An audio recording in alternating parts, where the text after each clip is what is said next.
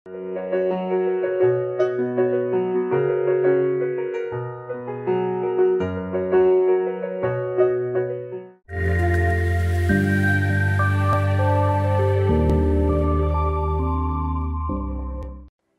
నేను డాక్టర్ జ్యోతి, consultant radiation oncologist.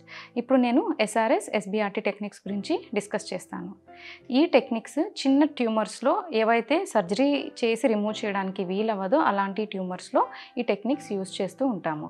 So వీటినే సర్జరీకి రీప్లేస్మెంట్గా అనుకోవచ్చు. వీటిలో high doses of radiation use చేయడం జరుగుతుంది. హై డోసెస్ అంటే ఏంటంటే కన్వెన్షనల్ డోసెస్లో మనం ఇచ్చినప్పుడు 1.8 to 2 గ్రే పర్ డోస్ ఇస్తూ ఉంటాం, అంటే డైలీ డోసెస్ లాగా. అదే హై డోసెస్ అంటే 9 గ్రే, 10 గ్రే లేదంటే 14 గ్రే ఇలా సింగిల్ సిట్టింగ్లో మనం ఇచ్చినప్పుడు వాటిని హై డోసెస్ అంటూ ఉంటాం. ఈ హై డోసెస్ని బ్రెయిన్లో సింగిల్ సిట్టింగ్లో ఇస్తే కనుక స్టీరియోటాక్టిక్ రేడియో సర్జరీ అంటాం, SRS. అదే ఈ హై డోసెస్ బ్రెయిన్లోనే 2 to 5 సిట్టింగ్స్లో కనుక ఇస్తే దాన్నే SRT అంటాం, అంటే స్టీరియోటాక్టిక్ రేడియో థెరపీ. అదే ఈ హై డోసెస్ని వేరే అవయవాల్లో ఎక్కడైనా బ్రెయిన్లో కాకుండా అప్ టు 5 సిట్టింగ్స్లో మనం ఇస్తే కనుక దాన్ని SBRT అంటాం, అంటే స్టీరియోటాక్టిక్ బాడీ రేడియోథెరపీ. సో ఈ స్టీరియోటాక్సీ అంటే ఏంటి అంటే ఒక రిజిడ్ హెడ్ ఫ్రేమ్, అంటే దీన్నే మనం 3 డైమెన్షనల్ స్పేషియల్ కోఆర్డినేట్ సిస్టమ్ అంటాము. అది యూజ్ చేసి మనం టార్గెట్ని లోకలైజ్ చేయడాన్ని స్టీరియోటాక్సీ అంటాము. So SRS, SRT or SBRT techniques అనేది స్మాల్ ట్యూమర్స్లో ఇస్తామని చెప్పాము. అంటే ట్యూమర్ సైజ్ అనేది చాలా ఇంపార్టెంట్ ఇక్కడ. యూజువల్లీ లెస్ దాన్ 3 సెంటీమీటర్స్ ఉండాలి. అలానే నెంబర్ ఆఫ్ లీజన్స్ కూడా మనకి ఇంపార్టెంట్. యూజువల్లీ 5 ట్యూమర్స్ని కూడా మనం ట్రీట్ చేయొచ్చు, అప్ టు 10 ట్యూమర్స్ని కూడా మనం చిన్న చిన్న సైజెస్లో ఉంటే కనుక SRS SBRT టెక్నిక్స్ మనం ట్రీట్ చేయొచ్చు. దీనికి యూజ్ చేసే ఇమ్మొబిలైజేషన్, అంటే పేషెంట్ ట్రీట్మెంట్ మొత్తం జరుగుతున్నప్పుడు కదలకుండా ఉండే ఇమ్మొబిలైజేషన్ అనేది చాలా కరెక్ట్గా ప్రిసైజ్గా ఉండాలి.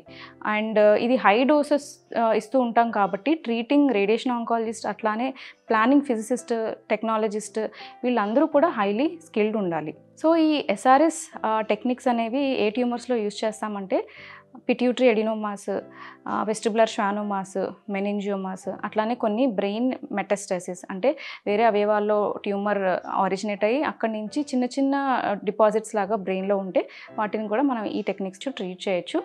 అండ్ ఈ ఆర్టిరోవీనస్ మాల్ఫర్మేషన్స్, ట్రైజెమినల్ న్యూరాలజియాస్ ఇలాంటి కండిషన్స్లో కూడా మనం SRS SRT అనే టెక్నిక్స్ వాడచ్చు. SBRT అనే టెక్నిక్స్ లంగ్ ట్యూమర్స్లో, లివర్ ట్యూమర్స్, అట్లానే ప్యాన్క్రియాటిక్ అండ్ ప్రోస్టేట్ ట్యూమర్స్లో ఈ టెక్నిక్స్ మనం తరచూ వాడుతూ ఉంటాము. ఈ టెక్నిక్స్ అన్నీ కూడా నాన్ ఇన్వేజివ్, అట్లానే రియల్ టైమ్ ఇమేజింగ్ యూజ్ చేస్తూ ఉంటాం. అంటే ట్రీట్మెంట్ జరుగుతుండగా కూడా ఇమేజెస్ తీసుకొని వెరిఫై చేసి ఏమైనా కరెక్షన్స్ అవసరం అయితే కరెక్ట్ చేసుకొని ట్రీట్ చేస్తూ ఉంటాం. సో ఈ ట్రీట్మెంట్ డెలివరీ అనేది కూడా చాలా ప్రిసైజ్గా ఉంటుంది.